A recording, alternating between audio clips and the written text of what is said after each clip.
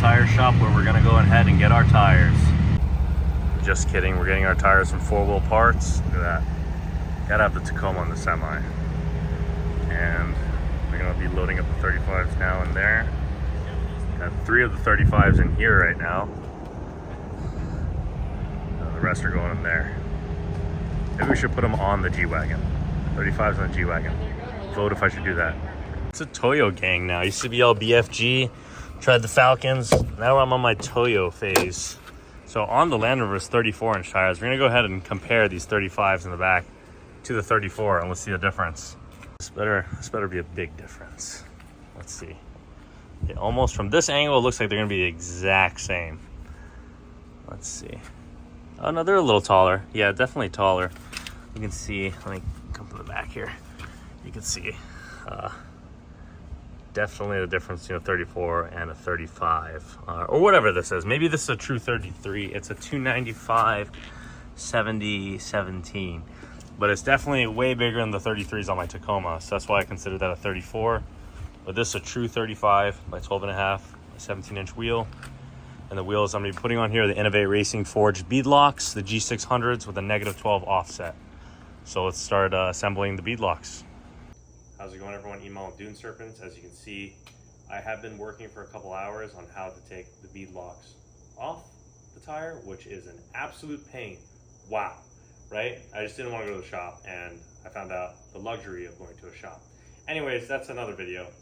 Today we're gonna be putting the beadlocks, assembling it to a 35-inch Toyo open country mud-terrain tire. So let's get right into it. I'm absolutely exhausted right now, but let's go. It's pretty simple. It's about my 3rd set of beadlocks that I've installed, so hopefully I won't run into any problems. I like to start with some soap. So I'll put a little spray bottle here, and we're gonna go ahead and spray around the actual bead of the tire. Let's go ahead and do that 1 second. All right, first order of business. I'm not a tire shop, so what I use to actually set my wheel and tire on to get the bead around the bead of the tire. Sorry for my wheel terminology. I'm just absolutely out of it today. I've been working all day on this. I have a 5-gallon jug of water. This seems to always help, and I'll show you how we're gonna use that shortly. We're gonna go ahead and spray around, make sure this has a lot of soap on it. And get that all the way around, because we're gonna be tossing the wheel into here. So, once that's in there, that's in there.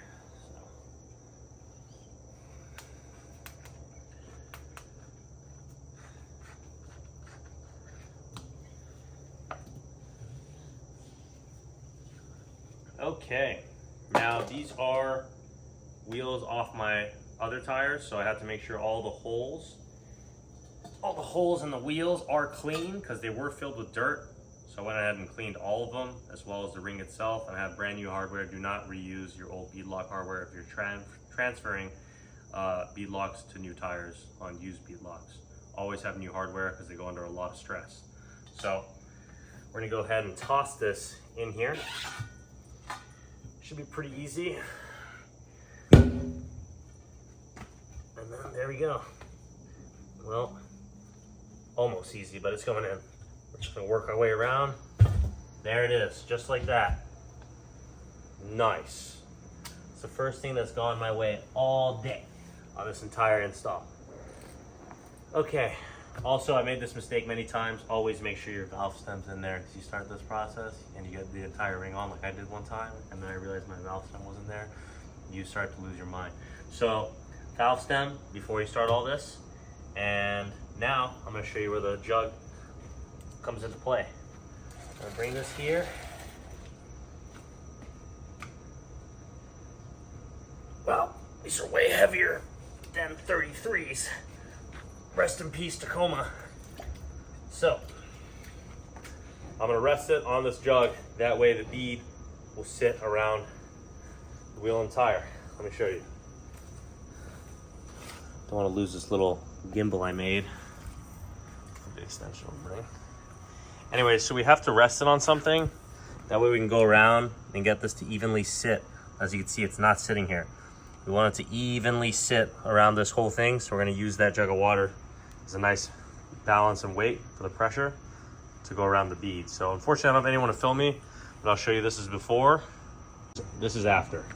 All right, so it's evenly around the bead. Look at that. Sits in there nice and flush. You want to make sure there's no imbalances going around or one side sitting higher than the other. Everything has to be perfect. Now we're going to put the ring on here and begin the headache. Another tip, I found this out before I put the rings on. If these are used bead locks, there will be sand inside of here. Look at that. You got to get that sand out, and I think this is the most annoying process for sure. Oh, I didn't even get that on video.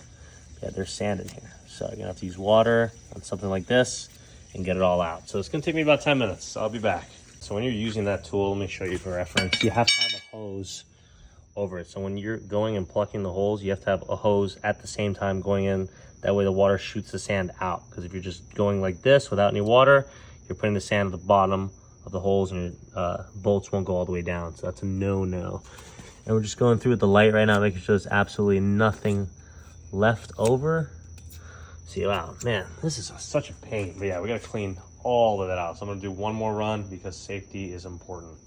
All right, so once again, if you have new bead locks, you don't have to worry about this. But what I did is I cleaned out all the holes one more time. That's what she said. And what I'm gonna do is the holes that were cleaned, that were previously used, there's two sets of rows of holes here.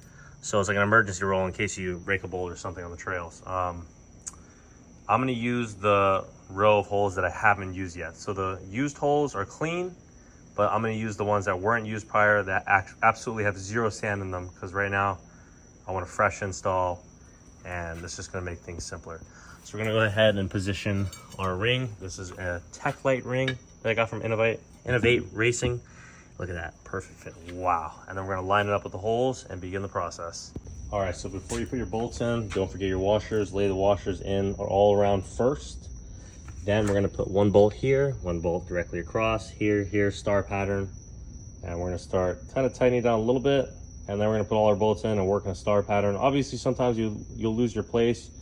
Try not to go in a circular pattern all the time, because it will make the tightness uneven around. So you kind of want to always move in a star pattern. As long as you keep that going, the pressure will distribute evenly and you'll have a perfect sitting bead lock.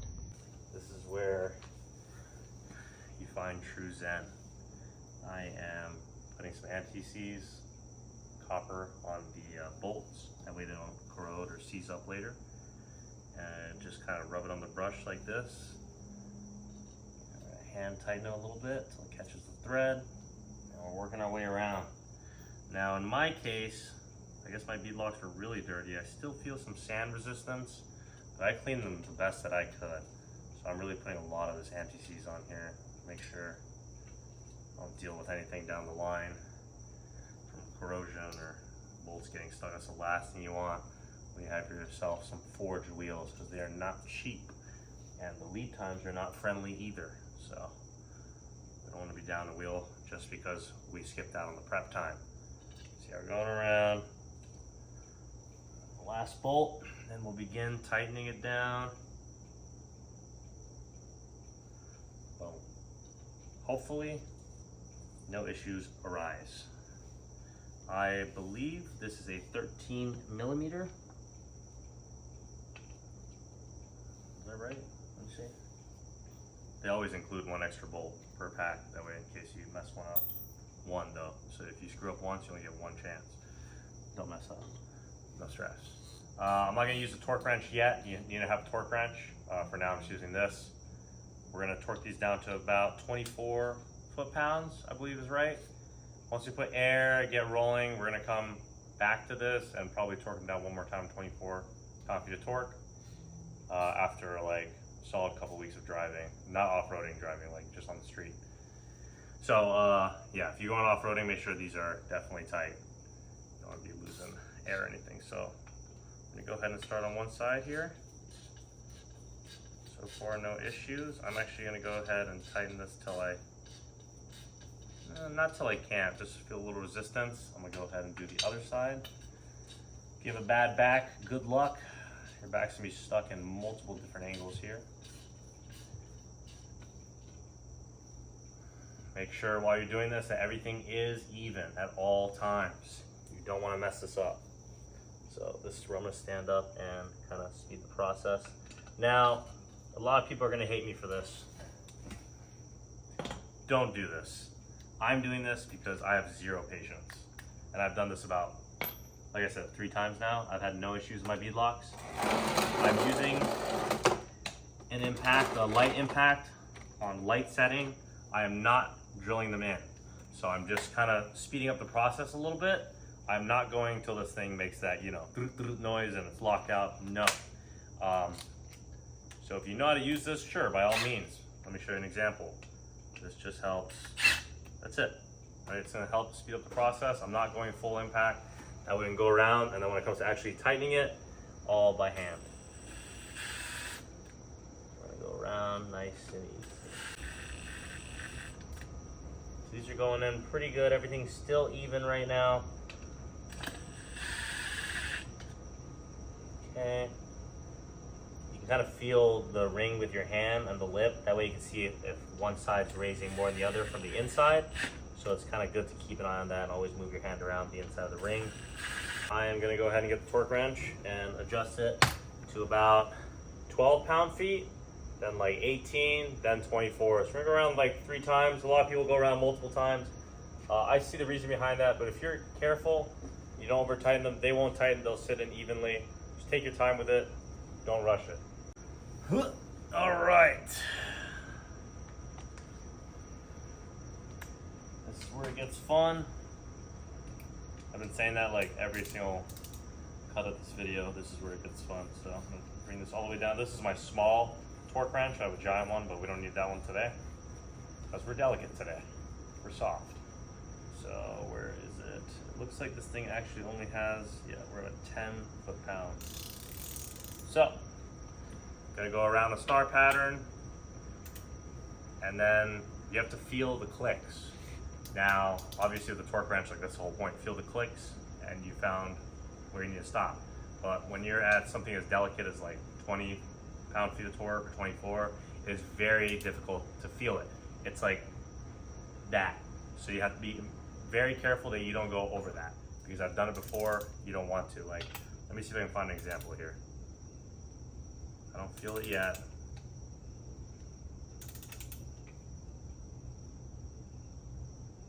Like, that's it. Like, it's, you gotta feel it with the hand.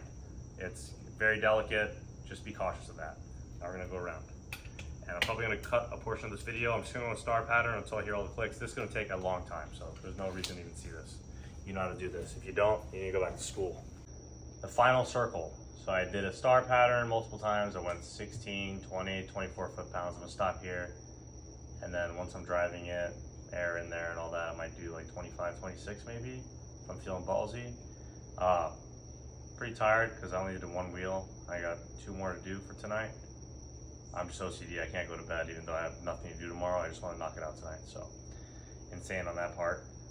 But so I went in a circle this way for the final torque down. I'm gonna do 1 more time the opposite direction.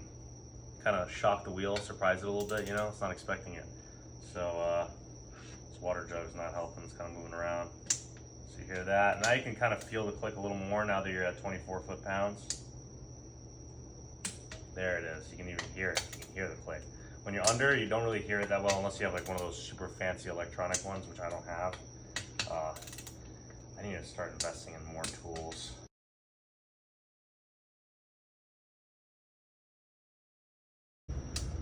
We are on one today. All right, last circle.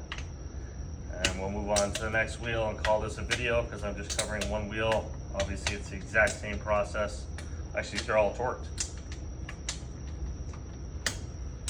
Yeah, I'm gonna leave it at that. They're all torqued because I'm gonna come back and do it anyways 1 more time before I put it on my truck. I'm gonna let it sit.